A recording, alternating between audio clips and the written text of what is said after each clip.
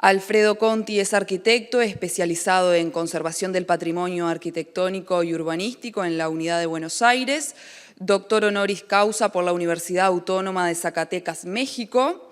Es desde el año 2000 experto en evaluación y seguimiento de los sitios Patrimonio Mundial de ICOMOS, profesor honorario consulto de la Facultad de Ciencias Económicas de la Universidad Nacional de La Plata, miembro de la Comisión de Patrimonio de la Academia Argentina de Arquitectura y Urbanismo, asesor emérito de la Comisión Nacional de Monumentos, de Lugares y Bienes Históricos y director académico del Posgrado Internacional en Patrimonio y Turismo Sostenible, Cátedra UNESCO de Turismo Cultural en Buenos Aires, consultor y asesor de la UNESCO para los sitios Patrimonio Mundial. Invitamos entonces al doctor Alfredo Conti, consultor de la UNESCO, la Convención del Patrimonio Mundial. Tengan todas y todos muy buenos días. Y bueno, en primer lugar quiero agradecer muy sinceramente a la Intendencia de Colonia, a los organismos también que acompañan este evento, al Ministerio de Educación y Cultura, a la Comisión Nacional de Patrimonio y sobre todo encontrar a tantos amigos, tantas experiencias vividas juntos siempre por el patrimonio. Así que muchas gracias. Cuando me invitaron a participar en estas jornadas y me pidieron que hablara sobre la Convención del Patrimonio Mundial, mi primera reacción fue, pero bueno, voy a hablar de la Convención para los administradores de los sitios, para la gente que hace años que está trabajando en el tema. No voy a poder decir nada que no sepan. Pero me dijeron, no, de todos modos, bueno, queremos darle un marco, o sea que mi presentación va a ser muy general y adelanto además que varias de las cosas que voy a decir acaban de ser mencionadas por el director de la oficina de Montevideo, pero bueno, esto puede dar pie a luego hacer preguntas o algún debate o algún intercambio con los otros disertantes. En el año 1945 terminó la guerra más destructiva y sangrienta que había conocido la humanidad. Y antes del final de la guerra se había empezado a diseñar lo que iba a ser el mundo de posguerra, donde uno de los principales desafíos era construir la paz. Así es que nace la UNESCO. Uno de los organismos de las agencias de Naciones Unidas, en este caso dedicada, y esas son las iniciales, las siglas en inglés, la educación, la ciencia y la cultura. Y a través de la educación, la ciencia y la cultura, esa frase está copiada, es el primer párrafo de la Constitución de la UNESCO, dado que las guerras nacen en la mente de los hombres, es en la mente de los hombres donde deben erigirse los baluartes de la paz. Es decir, trabajar a través de la educación, la ciencia y la cultura para construir un mundo de paz. Ahí tienen ustedes Julian Huxley, que fue el primer director general, y Odrio Solé, la actual directora general de la UNESCO. Ahora bien, la UNESCO, dentro de ese campo al cual se dedica, emite tres tipos de documentos. En primer lugar, las declaraciones. Las declaraciones son por lo general documentos muy breves. Más que nada es una opinión que da la UNESCO acerca de un tema específico, no constituyen documentos vinculantes para sus Estados miembros y de alguna manera involucra a estos Estados miembros a partir de la buena fe. Hay un segundo tipo de documento que son las recomendaciones. En este caso también, acerca de algún tema específico, la UNESCO recomienda a sus Estados miembros, pero sin que esto genere tampoco un vínculo formal. De hecho, hay varias recomendaciones vinculadas con el patrimonio cultural, pero aparece un tercer tipo de documento que son las convenciones.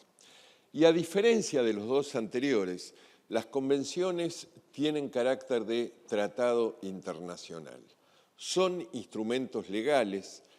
Se requiere la aceptación o ratificación formal por parte de los Estados miembros de la UNESCO que voluntariamente pasan a ser Estados parte de esa convención, pero una vez que la han aceptado, acá sí hay algunas ventajas, digamos, por un lado, pero a la vez hay compromisos formales por los Estados parte de la convención. Bueno, como ustedes pueden ver ahí, hay varias convenciones de la UNESCO que están referidas al tema del patrimonio. La primera, justamente del año 1954, fue acerca de la protección del patrimonio en caso de conflicto armado. Todavía estaba muy presente el tema de la guerra.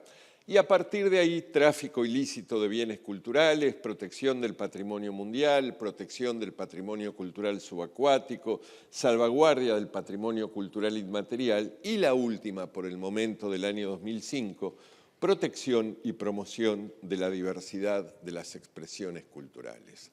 Nosotros nos vamos a detener en la de 1972, cuyo nombre completo en realidad es Convención Relativa a la Protección del Patrimonio Cultural y Natural de la Humanidad, pero bueno, en un nombre más acortado la conocemos como Convención del Patrimonio Mundial. El primer objetivo de esta convención justamente es proteger, conservar y legar a las generaciones futuras el patrimonio cultural y natural del mundo. Pero, por otra parte, algo que fue muy significativo en su momento, que era unir en un mismo documento tanto al patrimonio cultural como al patrimonio natural, algo que se trataba en forma absolutamente independiente. Si bien es cierto que hasta el día de hoy, por lo general, si nos ponemos en un marco nacional, los países tratan estos patrimonios, por ejemplo, a través de ministerios diferentes, ¿no? Por un lado está el Ministerio de Cultura o de Educación, que son los que trabajan el tema del patrimonio cultural, y por otro lado los ministerios de Ambiente con el patrimonio natural. Pero justamente en el ámbito de esta convención se trabaja en forma conjunta. Por otra parte, algo que fue y es hasta el día de hoy muy significativo, generar un ámbito de trabajo común. O sea, la cooperación internacional es uno de los objetivos básicos de esta convención, cosa que permita justamente que aquellos, sobre todo países que cuentan con mayores recursos, sea financieros, humanos o técnicos, puedan contribuir con quienes poseen menos. Y finalmente, promover la educación y el respeto por el patrimonio y darle a ese patrimonio un rol activo en la vida de las comunidades. Para alcanzar estos objetivos, la Convención propone distintos instrumentos, propone y establece distintos instrumentos, de los cuales el más conocido, el más difundido, el más popular, casi me animaría a decir, es la lista del patrimonio mundial, sobre la cual vamos a hablar más detenidamente en un momento. Hay, por otro lado, una lista del patrimonio mundial en peligro, en la cual se inscriben aquellos sitios que han sido declarados patrimonio mundial, pero que están sometidos a fuertes amenazas, sea por desastres naturales, sea por conflictos bélicos, sea por problemas muy serios en su gestión. Aparece, por otro lado, un fondo del patrimonio mundial, un fondo que se genera a partir de contribuciones de cada Estado parte y que se utiliza justamente para contribuir con aquellos países que carecen de recursos financieros en la implementación de la Convención. Y finalmente hay un artículo de la Convención que establece que los Estados parte periódicamente deberán informar a la UNESCO de qué manera están implementando la Convención. Por un lado, las políticas generales, qué es lo que han hecho, y estos informes incluyen además un informe específico del estado de conservación de cada uno de los sitios inscritos en la lista del Patrimonio Mundial. ¿Quiénes son los actores? O sea, ¿cómo se implementa? Parte de esta disertación va a ser burocrática, si ustedes quieren, pero es también para, a veces no queda claro cómo es el marco o cuál es la responsabilidad que le compete a cada uno, ¿no? Entonces, en primer lugar, tenemos la Asamblea General de los Estados Parte. Los Estados Parte se reúnen todos cada 2 años. Ahí es donde se definen las grandes políticas o las líneas políticas para la implementación de la Convención, y ahí se eligen por parte de la Asamblea los integrantes del Comité del Patrimonio Mundial. El comité, digamos, es el responsable primario de la implementación de la Convención. Está integrado por 21 Estados Parte. El mandato dura 4 años y se van renovando los integrantes por tercios en cada una de estas asambleas generales.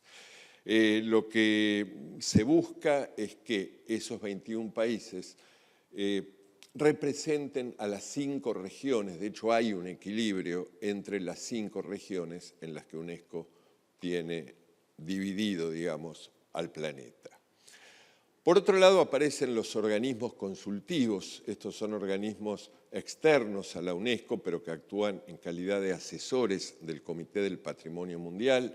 Bueno, uno de ellos es el ICOMOS, el organismo para el cual yo particularmente trabajo, es el Consejo Internacional de Monumentos y Sitios, trabaja con el patrimonio cultural. IUCN es la Unión Internacional para la Conservación de la Naturaleza, Patrimonio Natural. Y hay un tercer organismo, el ICROM, el Instituto para la Conservación de los Bienes Culturales, que trabaja particularmente temas vinculados con la investigación, por un lado, en temas de patrimonio, y la formación de profesionales, de expertos, y la capacitación.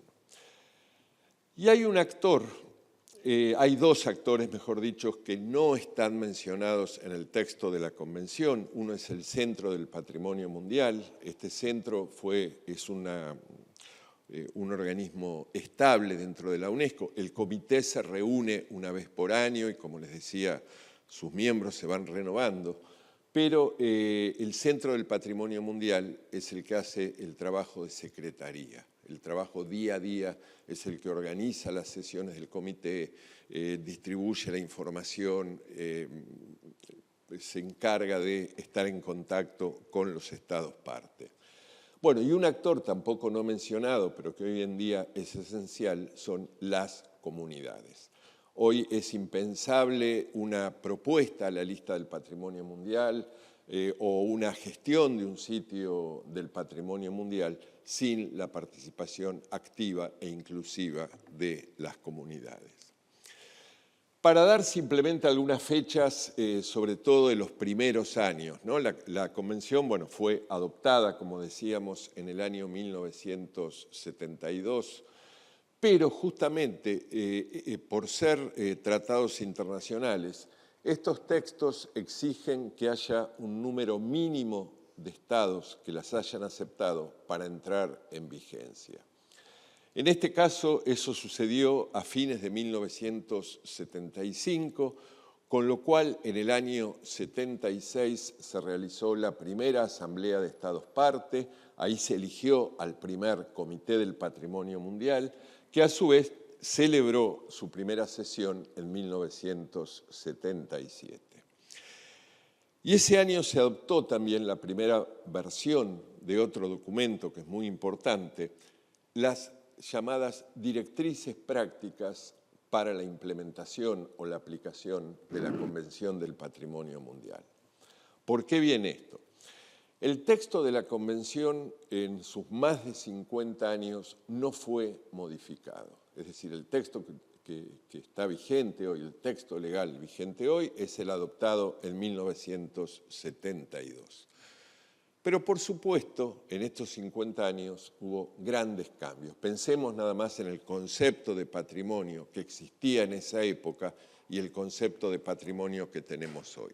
Entonces, esos cambios, sean conceptuales o sean operativos, porque también a lo largo del tiempo se fue sofisticando, digamos, de alguna manera cómo aplicar la convención, se van reflejando en ese documento de las directrices prácticas que periódicamente es actualizado.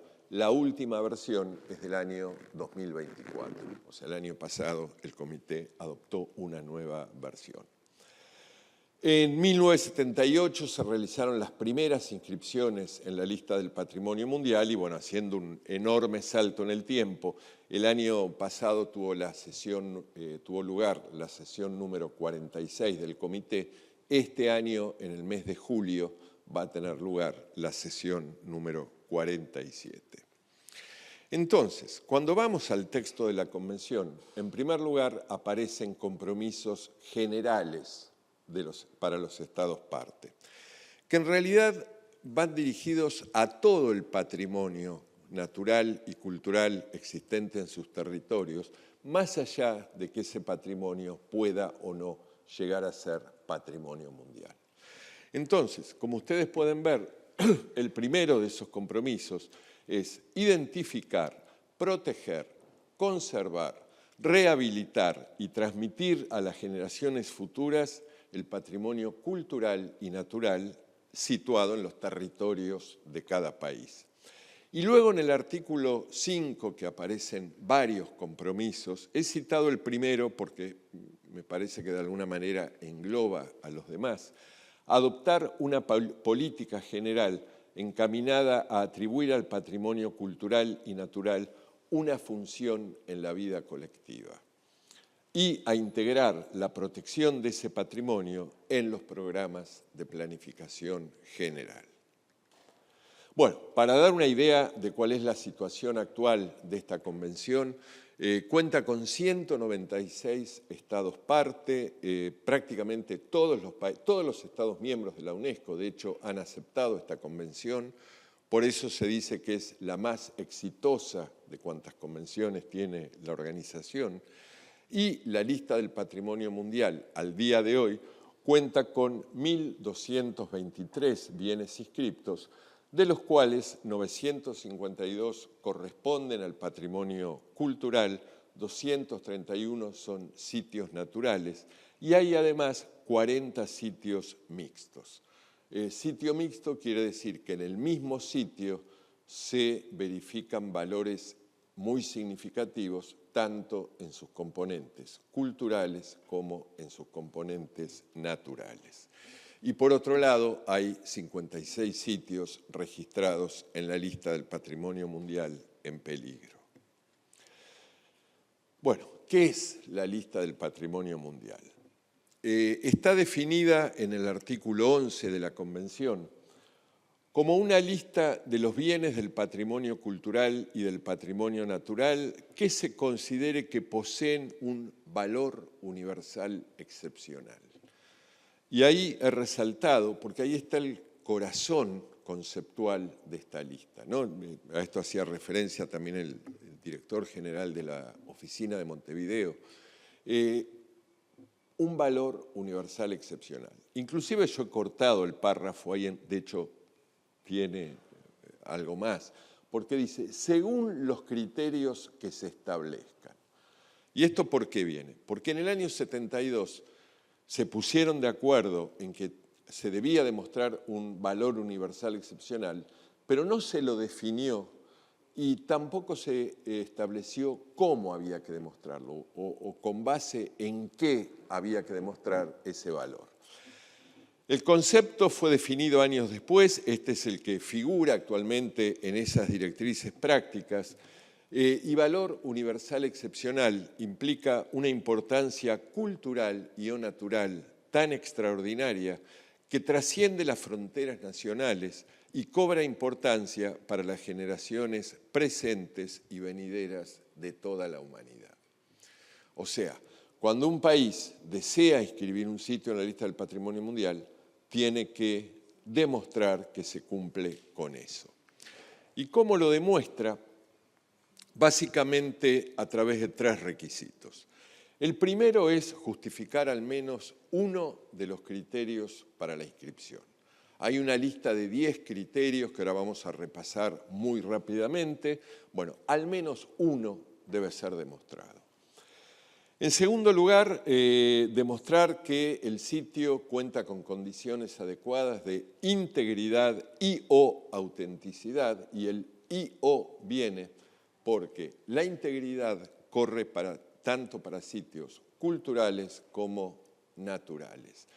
En cambio, la autenticidad debe ser demostrada únicamente para sitios culturales. Y en tercer lugar, demostrar que el sitio cuenta con condiciones adecuadas de protección y de gestión. Les decía que hacemos un repaso muy rápido de los 10 criterios, simplemente para que tengan una idea de qué se trata. El número 1 dice representar una obra maestra del genio creativo humano. Bueno, un criterio que se utiliza relativamente poco, porque justamente lo que hay que demostrar en esos casos, se utiliza obviamente únicamente para el patrimonio cultural, de hecho los 6 primeros corresponden al patrimonio cultural, pero bueno, demostrar que es una obra maestra, o sea, que es la manifestación más representativa en su tipo, que demuestra un altísimo grado de innovación artística, tecnológica, científica, estética, etc. El número 2 habla de intercambio de valores humanos a lo largo de un periodo de tiempo en una cultura específica. Es un criterio que es muy utilizado y ese intercambio de valores humanos puede implicar, por un lado, que sobre el sitio que estamos evaluando confluyen influencias diferentes o antecedentes diversos, pero que además ese sitio ha tenido una influencia en otros, ¿no? A través de una transmisión de conocimientos, a través de una influencia espiritual inclusive puede ser. El número 3 habla de constituir un testimonio único o al menos excepcional de una tradición cultural o de una civilización o cultura existentes o desaparecidas, y por ese motivo se utiliza mucho para sitios arqueológicos. El cuarto está vinculado con la idea de tipo o tipología. Un ejemplo sobresaliente de un tipo de edificio, de conjunto arquitectónico o tecnológico o de paisaje, y por ese motivo, dado que hace referencia al tipo, es un criterio que también se utiliza con mucha frecuencia. El quinto hace referencia a ejemplos destacados de formas tradicionales de asentamiento humano o de utilización de la tierra y el mar, y por ese motivo se utiliza mucho en una categoría patrimonial más nueva, digamos, que las tradicionales, que son los paisajes culturales, los territorios patrimoniales. Y el sexto es el que de alguna manera vincula lo material con lo inmaterial. Estar directa o materialmente asociado con acontecimientos o tradiciones vivas, ideas o creencias u obras artísticas y literarias que tengan una importancia universal excepcional. Lo que solicita el comité es que este criterio 6 se utilice vinculado con otros, que en general se trata de utilizarlo como único criterio. Si bien existen casos, y de hecho en estos últimos años están apareciendo varios, en los cuales se ha utilizado únicamente el criterio 6. Yo ahí les muestro algunos, bueno, la isla de Gorée en Senegal o el llamado Cais do Valongo en Río de Janeiro, ambos sitios vinculados con la esclavitud, el lugar del cual salían en África, y uno de los sitios en América en los cuales desembarcaban los esclavos, el campo de concentración de Auschwitz-Birkenau en Polonia o el Memorial de la Paz en Hiroshima. Bueno, son sitios que por supuesto están declarados Patrimonio Mundial, no porque tenga valores estéticos, científicos, tecnológicos, sino que se los declara para que la humanidad no olvide estos episodios trágicos de su historia, de modo de que no se repitan. A ver. Bueno, y estos son los 4 criterios restantes que están vinculados con el patrimonio natural. El número 7 está vinculado con aspectos estéticos, belleza natural o importancia estética excepcional del sitio. El 8 está más relacionado con la geología, sitios que son ejemplos importantes de las grandes fases de la historia de la Tierra. El 9 habla de procesos ecológicos y biológicos, está más relacionado con los ecosistemas. Y finalmente el 10, que el sitio sea el hábitat natural de especies importantes o de una importante biodiversidad. Bueno, simplemente para poner ejemplo de utilización de los 3 sitios que Uruguay tiene en la lista del Patrimonio Mundial, en el barrio histórico de Colonia se ha utilizado únicamente el criterio 4, en el paisaje industrial de Fraiventos los criterios 2 y 4, y en la obra del ingeniero Eladio Dieste, la iglesia de Atlántida, también únicamente el criterio 4. Entonces, aquí está el primer requisito a cumplir para escribir un sitio en la lista. Luego vienen la integridad y la autenticidad. La integridad, y acá puse el plano justamente del sitio Patrimonio Mundial del barrio histórico de Colonia, porque esta idea de integridad está íntimamente vinculada a otro requisito que tiene la UNESCO, que es que el sitio tiene que estar estrictamente delimitado. Es decir, hay que proponer cuáles van a ser los límites precisos, decir, bueno, hasta acá llega el sitio Patrimonio Mundial y a partir de aquí no. Entonces, lo que hay que demostrar es que el sitio, en primer lugar, incluye todos los elementos necesarios para expresar ese valor universal excepcional que se está proponiendo, ¿no? Es decir, el valor se expresa a través de una narrativa. Es una construcción intelectual, es un discurso. Pero bueno, hay que demostrar que están todos los elementos que me hacen evidente ese discurso. Justamente en relación con los límites, que tiene un tamaño adecuado que permita la representación completa de las características y procesos que transmiten la importancia del bien. Y el último párrafo es en qué medida el bien acusa los efectos adversos del desarrollo o las negligencias, dicho en términos más simples, cuál es su estado de conservación, ¿no? Bueno, que el bien esté en un estado de conservación relativamente aceptable. Y la autenticidad, que es uno de los aspectos más complejos, conceptualmente podríamos dar una charla entera acerca de qué es la autenticidad y cómo ha cambiado la idea de autenticidad, pero implica, bueno, en primer lugar, como decía, se aplica únicamente para bienes culturales, no naturales. ¿Qué es que un sitio sea auténtico? Y fíjense que en un primer momento esto se basaba únicamente en los componentes materiales, ¿no? A ver, si yo les hablo de una obra de arte es fácil, más fácil quizás entenderlo. Hay un cuadro de la Gioconda auténtico y luego podemos tener 100.000 representaciones de la Gioconda en reproducciones, estampadas en una remera, en una lata de dulce de batata, en una tacita, etc. Pero hay una que es la original. Ahora, cuando vamos a un edificio, a un monumento, a un área urbana, a un territorio, a un paisaje, bueno, ¿cómo demostramos esa autenticidad? Y lo cierto es que en la concepción actual, esa autenticidad se demuestra a través de lo que nosotros técnicamente denominamos atributos, pero podríamos decir de rasgos, de características, tanto materiales como inmateriales, ¿no?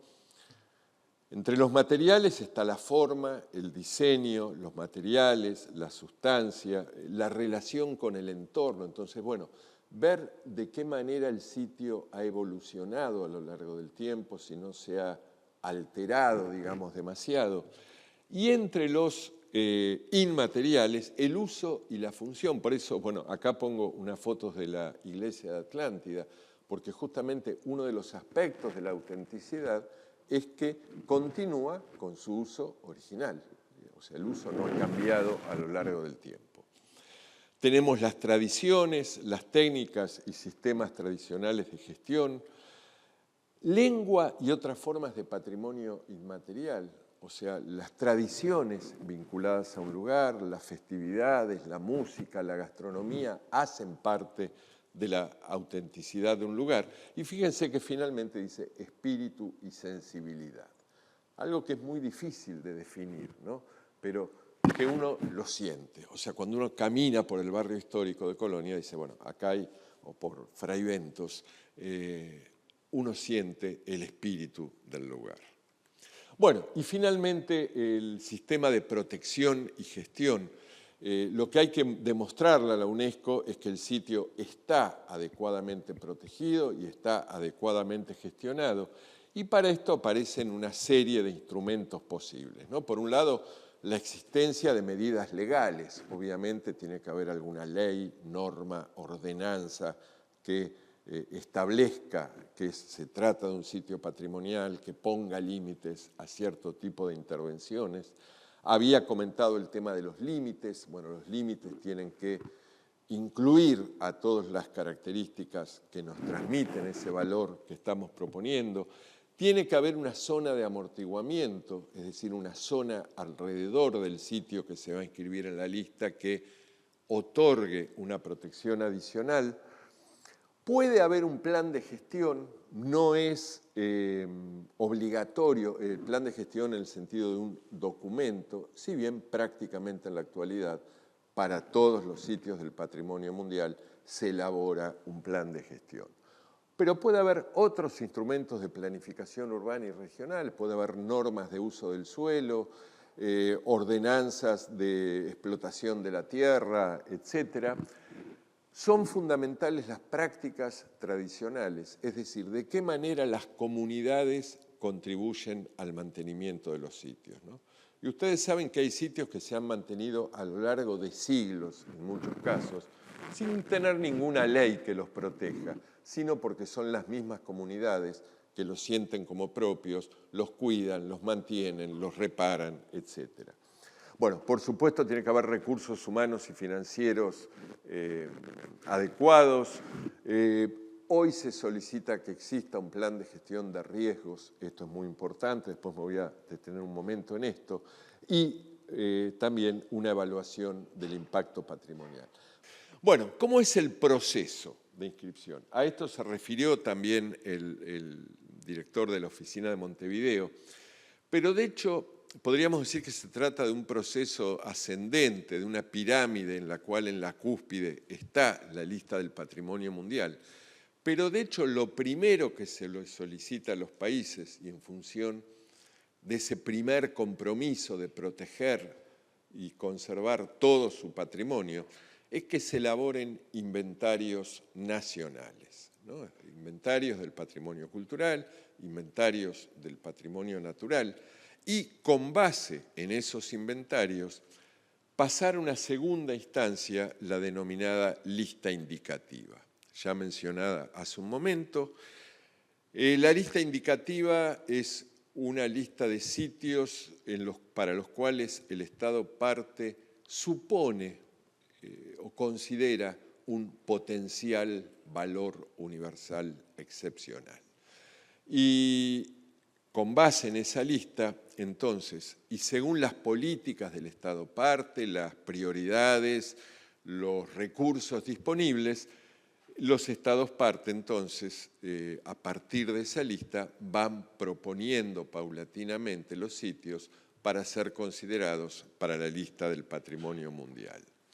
Bueno, esta la paso rápido porque ya fue mencionada hace un momento, pero Uruguay cuenta en este momento con 6 sitios en su lista indicativa y, bueno, nuevamente, en función de las políticas del país, de las prioridades, de con qué se quiera iniciar o qué trabajo esté más avanzado, qué trabajo de investigación, alguno de estos va a ser el próximo sitio uruguayo declarado Patrimonio Mundial. Bueno, con todo esto, una vez que se decide presentar un sitio, hay que elaborar un expediente de nominación. El índice del expediente está rigurosamente establecido también por el Comité de Patrimonio Mundial. Son 7 capítulos que tienen ustedes ahí, de los cuales el capítulo 3 es de alguna manera el corazón y el más desafiante de estos expedientes. ¿Por qué? Porque es la justificación de la propuesta de inscripción. En ese capítulo 3 hay que explicar por qué se considera que el sitio posee un valor universal excepcional, qué criterios se están proponiendo y justificarlos, y además incluye un aspecto que es esencial, que es un análisis comparativo. Es decir, hay que comparar ese sitio con otros similares para llegar a la conclusión y decir, sí, este es francamente excepcional. Todo esto es presentado a la UNESCO y ahí comienza un largo proceso de evaluación, que al cual me voy a referir muy rápidamente, ¿no? Pero fíjense ustedes que hay una fecha cada año para dar inicio a un nuevo ciclo de evaluación. Esa fecha es el 1 de febrero de ese año. Ahí los expedientes que acabo de mencionar son remitidos, mejor dicho, antes de esa fecha, ¿no? Son remitidos al Centro del Patrimonio Mundial de la UNESCO, que ese centro verifica que el expediente esté completo, pero no hace una evaluación de su contenido. O sea, lo que verifica es que estén todos los capítulos, que no se hayan olvidado de ninguna sección, que estén todos los planos que se necesitan, etc. Entonces, una vez que se ha verificado que el expediente está completo, la evaluación técnica la hacen 2 de los organismos consultivos. El ICOMOS para sitios culturales, la IUCN para sitios naturales, pero fíjense que el trabajo de estos organismos consultivos demanda prácticamente un año. Y acá aprovecho para decir una cosa, porque parte de ese trabajo consiste en que se envía una misión al sitio, ¿no? Va un experto o una experta al lugar, porque hay cosas que hay que verlas en el lugar, es decir, ver el estado de conservación del sitio, más allá de lo que diga el expediente, hay que verlo en el lugar. Hay que recorrer los límites que se han propuesto para ver si efectivamente son adecuados, hay que hablar con todos los actores, ¿no? Con las autoridades, con las comunidades, con quien va a estar a cargo del sitio. Pero observen ustedes que a lo largo de prácticamente ese año de evaluación, esa cara, digamos, esa persona que va al sitio, es la única cara visible que se ve en el país. Por eso muchas veces, a mí me ha tocado hacer varias misiones, bueno, acá en Uruguay me ha tocado la de la iglesia de Atlántida, que fue exitosa en todo sentido, pero hay veces que uno se enfrenta con situaciones complicadas, ¿no es cierto? Y claro, cuando después sale una recomendación negativa, a esa persona es la que quieren crucificar. Pero lo cierto es que en cada evaluación intervienen alrededor de 40 personas. Las otras caras no se ven. ¿Qué hacen estos organismos? Piden asesoramiento a expertos reconocidos de todo el mundo en la temática específica, se piden otro tipo de informes, se hace una reunión en la cual participan alrededor de 30 personas de todo el mundo, en la cual se ven uno a uno cada uno de los sitios, se discuten, etc. Y finalmente lo que hacen estos organismos consultivos es una recomendación al Comité de Patrimonio Mundial. Esas evaluaciones con la recomendación son giradas al comité y entonces entre junio y julio de cada año se reúne el Comité de Patrimonio Mundial y es quien toma las decisiones. Y acá también hay una diferencia que hay que muchas veces remarcar. Los organismos consultivos recomiendan, pero no tienen tienen 0 poder de decisión. Las decisiones las toma el Comité del Patrimonio Mundial. Esa decisión puede ser la inscripción, o sea, en la medida que se verificó que todo está bien, o sea, que el sitio ha demostrado su valor universal excepcional, se inscribe en la lista del Patrimonio Mundial. En el otro extremo está la no inscripción, cosa que aparece muy excepcionalmente, pero es cuando se ha demostrado que el sitio no tiene valor universal excepcional y por más vueltas que se le den no lo va a tener. Y en el medio hay dos intermedias sobre las cuales no me detengo, que bueno, aquellos casos en los cuales falta un poquito más de trabajo o bien falta algo más de investigación para demostrar un potencial valor universal excepcional. Ahora bien, en el momento que el comité decide una inscripción en la lista del Patrimonio Mundial, se adopta un texto conocido como Declaración del Valor Universal Excepcional. Es un texto muy breve, 2 páginas y media, 3 páginas, no pasa de ahí, en el cual, bueno, hay una síntesis de cuáles son las características del bien y cuáles son los valores y cuáles son los atributos que transmiten esos valores, qué criterios se han utilizado y cómo están justificados, cuál es su integridad, cuál es su autenticidad, cuáles son las condiciones de protección y de gestión.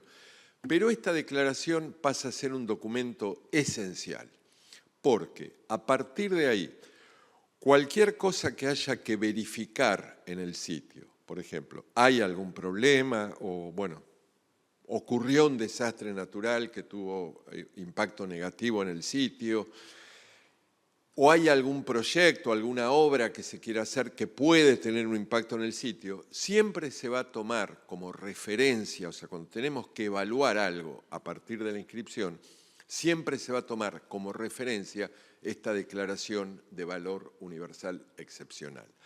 Porque aquí también lo que hay que recordar es lo siguiente: ¿cuál es el objetivo de esta convención?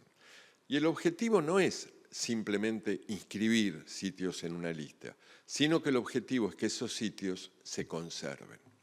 Bueno, de ahí que tenemos que tener presente que el patrimonio es un bien frágil. Es un bien frágil, es un recurso no renovable y que está sometido a múltiples factores que pueden tener impactos negativos. Puede haber desastres naturales, sismos, muchos desastres naturales actualmente más complicados por el tema del cambio climático, huracanes, fuertes tormentas, inundaciones, etcétera. Pero también puede haber acción humana, ¿no? Presiones inmobiliarias, a veces la negligencia o el no contar con los recursos o no aportar los recursos necesarios, y el turismo, más allá de todos los impactos positivos que puede generar, en la medida que no esté adecuadamente planificado y gestionado, puede convertirse también en un factor de impacto.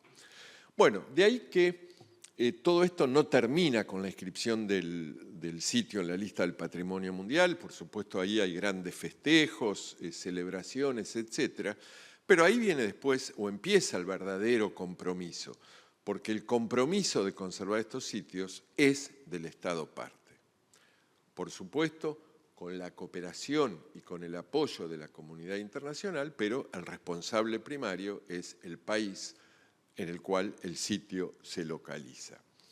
De ahí que viene un proceso permanente de seguimiento o monitoreo, ¿no?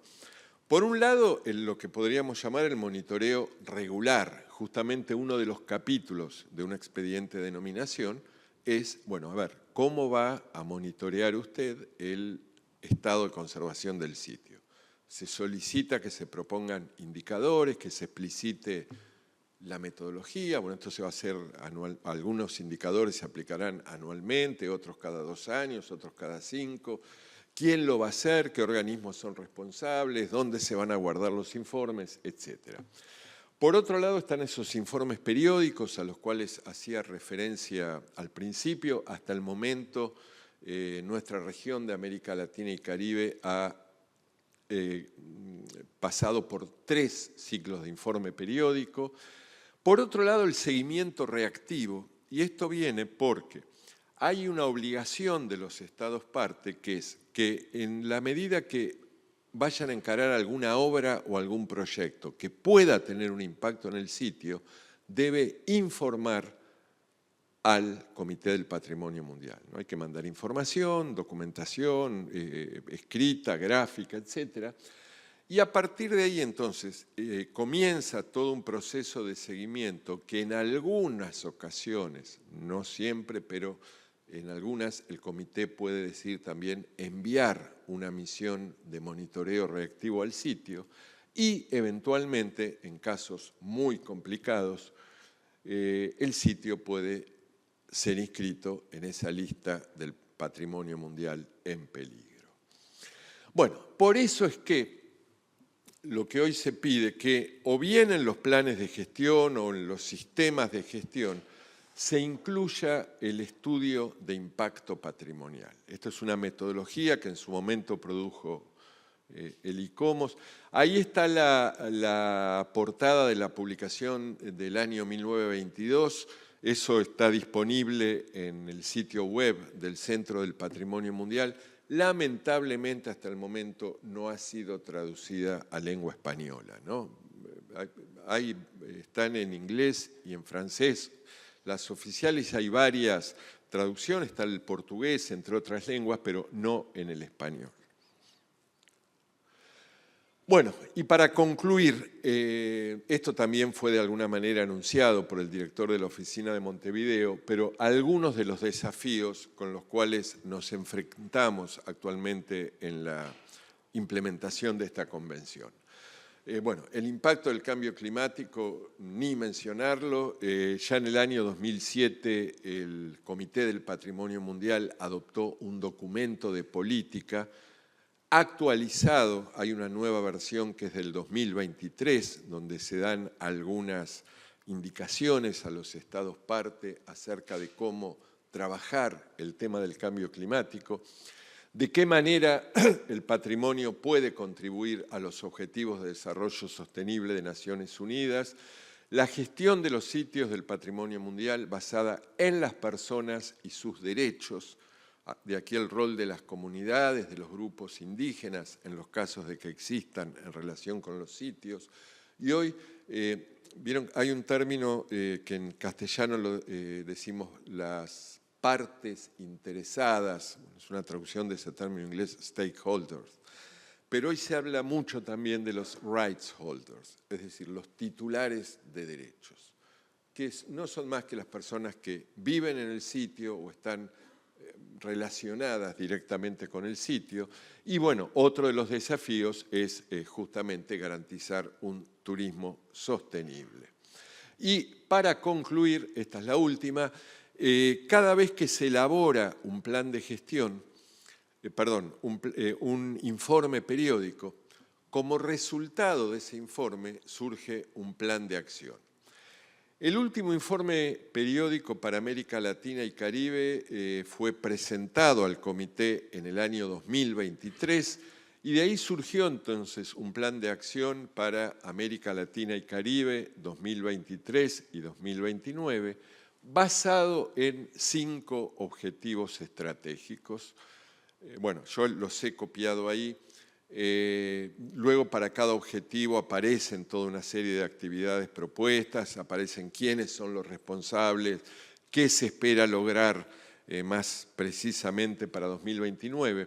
Pero fíjense que el primero es fortalecer la credibilidad y representación de la región en la lista del Patrimonio Mundial, y les digo por qué puse la foto superior. Fíjense que en el tema paisajes culturales, por ejemplo, que es un tema en el cual América Latina podría aportar muchísimo, tenemos paisajes de viñedos, bueno, de hecho Colombia tiene los paisajes del café inscritos, ¿no? Pero hay otro tipo de paisajes vinculados con la producción del azúcar, de la yerba mate, etcétera, que son la base de la economía de muchos de nuestros países. Bueno, es un tema que hasta el momento ha sido para patrimonio mundial muy poco explorado. Y luego se hace referencia a lo que son casi objetivos estratégicos del comité. Bueno, reforzar la gestión, es inevitable que tiene que haber una buena y eficaz gestión, desarrollar capacidades en todos los actores implicados en la gestión, potencializar el uso de la educación patrimonial de la comunicación y de la sensibilización, y finalmente reforzar la participación comunitaria y equilibrada de hombres y mujeres y el compromiso de las partes interesadas para una gestión eficaz de los bienes del patrimonio mundial. Esto se adoptó, como les decía, en 2023 y bueno, son los desafíos con los cuales nos encontramos durante estos años en nuestra región. Bueno, y la última, simplemente es para agradecer una vez más la invitación y sobre todo la atención de haberme escuchado. Muchas gracias. Vamos a disponer de unos minutitos para alguna pregunta, algún comentario, sugerencia que le quieran realizar a Alfredo Conti. Quería saber cómo están manejando en este momento como factor de riesgo el tema de las situaciones de conflicto, tanto guerras civiles como los conflictos internacionales. Sí, te agradezco la pregunta porque hay algo que yo al principio prácticamente no lo dije, ¿no? Pero fíjate que justamente cuando mostré el primer párrafo, uno de los primeros párrafos de la Constitución de la UNESCO, que dice trabajar en la mente de los hombres para construir la paz, en realidad la primera pregunta que nos tendríamos que hacer es si UNESCO tuvo éxito. Porque cuando uno ve la situación que hay en el mundo, uno ve lo que está pasando en Medio Oriente, lo que está pasando en Ucrania y lo que está pasando en tantos otros sitios, nos podemos preguntar qué ha aprendido la humanidad en estos 80 años que pasaron desde el fin de la Segunda Guerra Mundial, ¿no? Ni hablar también de los conflictos que no son bélicos, pero todo el tema de las migraciones, digamos, el mundo está lleno de injusticias. Concretamente respecto a los conflictos bélicos, bueno, por un lado hubo toda una discusión, hubo y hay, porque continúa todavía una discusión pero esto es lo estrictamente conceptual, referido al tema de las reconstrucciones, ¿no? Porque si uno toma los documentos que rigen de alguna manera la teoría de la conservación del patrimonio, y en relación con la autenticidad, se dice que hay que evitar reconstruir sitios que pueden haber sido destruidos. Pero justamente los conflictos bélicos y el terrorismo, hay que sumar el tema del terrorismo como el caso de lo que hizo ISIS en Siria y demás, llevaron a repensar, porque hay muchos casos en los cuales las propias comunidades solicitan una reconstrucción de los sitios tal como eran antes y, bueno, esas voces hay que escucharlas, ¿no? Lo que se está tratando en general, no solo en este tema, sino en general, con el cambio climático pasa lo mismo, es que haya un diálogo bidireccional. O sea, por un lado está todo el saber, podríamos decir, profesional, académico, científico, etc. Pero por otro lado hay saberes tradicionales que muchas veces no hemos escuchado adecuadamente o que nos ha parecido que no tenían la misma jerarquía, digamos, de los saberes académicos, pero que muchas veces han demostrado ser mucho más eficaces, si se quiere, que lo académico, ¿no? Lo científico. Bueno, por eso ahora se trata de dialogar, digamos, de una manera muy horizontal. Y justamente, bueno, con todo este tema al cual hacía referencia de las reconstrucciones, muchas veces la gente dice, no, pero a ver, queremos construir con los mismos materiales, con las mismas formas, etc. Ahora, eso por un lado.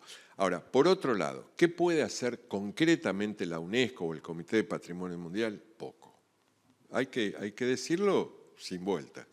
Puede hacer muy poco.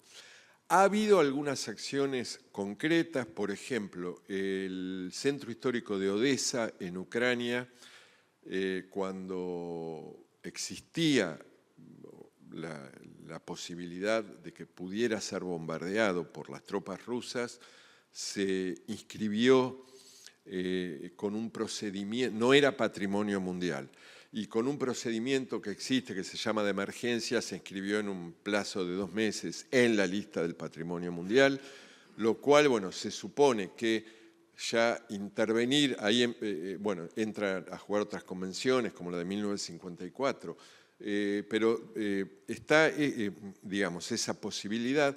De hecho, por ejemplo, cuando empezó todo el conflicto más fuerte en Siria, los 6 sitios de Siria inscriptos en la lista del Patrimonio Mundial, en bloque fueron inscritos en la lista del Patrimonio Mundial en peligro. Entonces, de alguna manera son algunas acciones que desde este mundo específico del patrimonio mundial se pueden tomar, pero que no son más que un llamado de atención. Es decir, yo puedo ir a decirle a un promotor de un ataque bélico, ¿no? Mire, señor. De hecho, bueno, perdón, el año pasado se inscribió también bueno, no recuerdo el nombre del templo, no me va a salir, en la Franja de Gaza, un sitio en la Franja de Gaza también fue inmediatamente, que tenía valores culturales y demás, fue inmediatamente inscrito en la lista del Patrimonio Mundial y simultáneamente en la lista del Patrimonio Mundial en peligro, ¿no? Entonces, son esos, si se quiere, gestos simbólicos que se pueden tener, de decir, bueno, mire, este sitio está reconocido por toda la humanidad. Ahora, que eso garantice que el señor X o el señor Y decidan bombardear, lamentablemente no lo pueden hacer. O que un grupo terrorista no le ponga una bomba a un arco de triunfo romano que tenía 2000 años, lamentablemente. Yo creo que hay que reconocer los límites. Pero, a ver, esta es una convención que tiene 1000 críticas. Ha tenido, y permítame, y con esto voy a terminar para no extenderme mucho, pero fíjense que uno de los problemas que se verifican desde hace ya un poco más de 10 años en la implementación de la Convención es que tiene un alto grado de politización. Cuando uno asistía a las reuniones del Comité de Patrimonio Mundial, bueno, no hablo ya de la primera época, pero todavía en la década de 1990, principios de los 2000, por ejemplo, cada delegación de cada país era una delegación de técnicos, donde, bueno, podía haber quizás un funcionario. Hoy quienes encabezan las delegaciones son en general un político, y esto lo digo de ninguna manera poniendo en duda la capacidad que puedan tener, ¿no es cierto?, un funcionario político, pero en general son los embajadores, son los representantes de cada uno de los países ante la UNESCO. Y bueno, cuando uno escucha, de hecho las discusiones, como les decía, el comité va a empezar el día 6 de julio, este año se va a hacer en París, y se transmiten en vivo, o sea, uno puede seguir las discusiones o luego quedan ahí disponibles, se las puede escuchar en cualquier momento. Y ahí se nota, sobre todo cuando hay que analizar el estado de conservación de los sitios y cuando hay que evaluar inscripciones en la lista del Patrimonio Mundial, como muchas de las decisiones tienen un tinte fuertemente político. Entonces, también ocurre eso, pero lamentablemente, y para ir ahora a lo que era el corazón de tu pregunta, ¿no?, por más que verifiquemos una politización del Comité del Patrimonio Mundial, lo que se puede hacer en estos casos concretamente bélicos o casos vinculados con todas estas injusticias que vemos a diario que ocurren en el mundo es muy poco porque excede el campo en el cual uno puede tener alguna injerencia, ¿no? Escuchando al profesor Suárez, el planteo y tu respuesta, digo, no estamos en un momento en que vamos a estar teniendo que revisar estos planteos que tenemos. No estamos frente a un cambio de paradigma un poco impulsados por toda la situación que tú planteabas tan lejos de la paz, porque es muy distinto los que hemos trabajado estos últimos 40 años en este ambiente de paz al que tenemos que estar dando respuesta ahora. Y coincido que sería momento de prender un poquito las alertas con respecto a que los aspectos técnicos deberían seguir siendo los aspectos técnicos. Y agradezco siempre tu clase magistral. Muchas gracias. Muchas gracias, Ubi. A ver, Perdón. o sea, hago una simple referencia a los cambios de paradigma, porque, por ejemplo, vieron que yo en un momento mostré la lista de las convenciones que tiene la UNESCO, ¿no? Y hay quienes sostienen, por ejemplo, que habría como que unir convenciones. Por ejemplo, la del patrimonio material, que es esta del 72, y la del patrimonio inmaterial, quizás debieran hoy en día ser un único documento.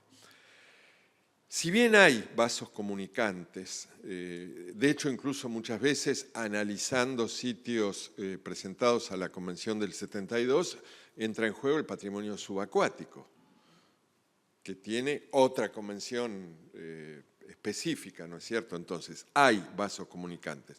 Pero cuando a veces me preguntan, o te lo diría para este cambio de paradigmas, ¿cuál es el inconveniente? Que hay que poner de acuerdo a 196 países. 196 países que tienen regímenes políticos diferentes, que tienen mentalidades, no solo culturas, sino formas de pensar absolutamente diferentes.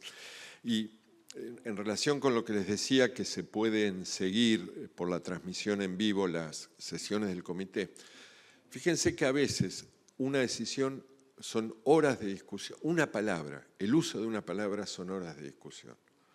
Porque inclusive lo que una palabra significa para uno no significa lo mismo para el otro, bueno, independientemente del tema de las lenguas, ¿no? De hecho, ha sucedido en algunas ocasiones que se ha lanzado una iniciativa o un programa, ¿no? Y el ICOMOS mismo hace unos años había alargado uno que era Patrimonio y Derechos Humanos. Y bueno, cuando se empezó a convocar gente de todo el mundo para que participara, llegó un momento que se le cambió el título, porque el término derechos humanos, que nosotros lo vemos de una determinada manera y nos parece tan claro, para otros pensamientos u otras formas de pensamiento le veían alguna, o había algún matiz en la interpretación. Bueno, finalmente la iniciativa se llama Nuestra Dignidad Común, que de hecho Adriana Cariaga de Uruguay trabaja mucho en eso. Entonces, el problema es ese. Sí que, porque eso nos lo preguntamos todos, ¿no es cierto? Cuando nos levantamos y vemos lo que está pasando, y no empecemos con el patrimonio, lo que está pasando con la vida humana, ¿no es cierto? El desprecio que hay por la vida humana, hay lugares donde se están matando mujeres, niños todos los días, personas que están vagando de un lugar a otro porque no tienen dónde asentarse.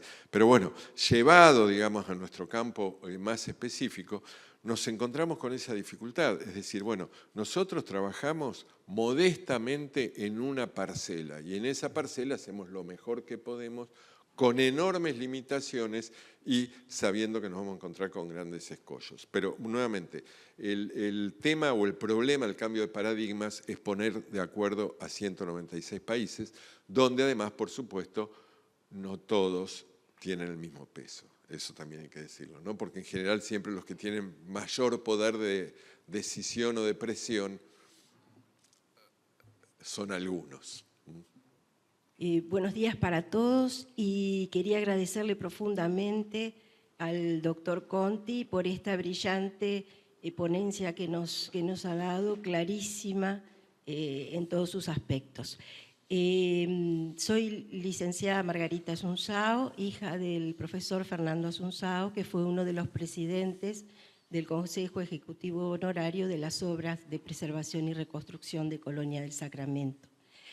Ese cargo lo alternó también con el muy reconocido coloniense arquitecto Miguel Ángel Odriozola.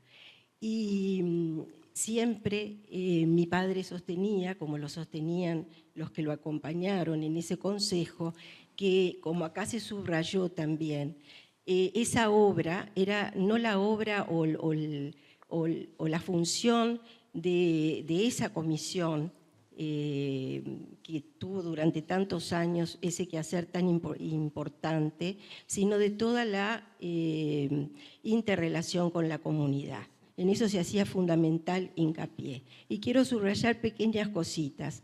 Cuando empezaron los trabajos, lo que se hacía más difícil era poder desplazar a una cantidad de gente que estaba habitando en la zona y que por su condición hacía difícil que se pudiera desarrollar la actividad. En esos momentos, en esos primeros tiempos, la zona del barrio histórico era una zona más bien marginal y prostibularia. Y lo difícil era sacar de esa zona a las personas que ejercían la prostitución. Y la forma que hubo de sacarlas fue la proximidad de escuelas a esos lugares, porque si no hubiera sido por eso, hay como una prohibición legal de que la zona prostibularia esté cercana a las escuelas. Lo digo esto a título anecdótico, porque parece algo menor, pero fue importante que se pudiera hacer ese desplazamiento para empezar la obra a gestionarse. Y después dos cosas más. Cuando se hizo la presentación de la carpeta a UNESCO, el arquitecto Antonio Craboto, como excelente arquitecto, y mi padre como historiador se complementaron y fueron los que hicieron esa carpeta que se presentó a UNESCO. Y UNESCO la reconoció por su valor y la expuso como carpeta modélica. Creo que esto es un orgullo para el Uruguay, porque pocas veces se ha dado esto, de que una carpeta presentada por un pequeño país como el nuestro fuera considerada como carpeta modélica para UNESCO. Me parece sumamente importante, es una anécdota que no siempre trasciende, pero ellos quisieron, cuando elaboraron todo eso, tener la certeza, la seguridad de que realmente UNESCO iba a considerar esto como patrimonio, iba a reconocer ese sitio en su importancia, un sitio perteneciente a un país pequeñísimo de América del Sur, rodeado de dos países gigantes, pero con una riqueza excepcional como era este sitio que en realidad fue reconocido. Y por último, la gran preocupación de mi padre, que ya ahora, este próximo 3 de mayo, va a ser 19 años que falleció, de que se preservara, se cuidara el sitio. Y me acuerdo en aquellos tiempos que él nombraba al sitio, al barrio histórico de Lima, como un ejemplo de que había estado en riesgo de perder la categoría de patrimonio, justamente por una etapa de descuido con respecto a eso que es tan importante, el cuidado y la valorización permanente, como usted también lo subrayó. Hay que hacer un seguimiento y hay que responsabilizarse cuando hay un sitio nominado para que eso realmente siga en vigor y no se corran ese tipo de riesgos. Nada más y muchísimas gracias por su ponencia.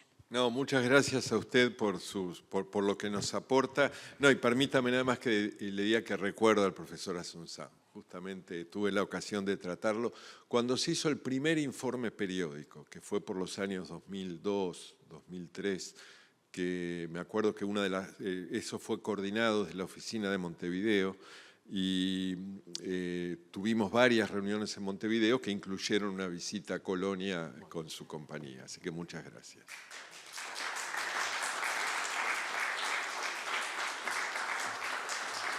Muchas gracias, doctor Alfredo Conti.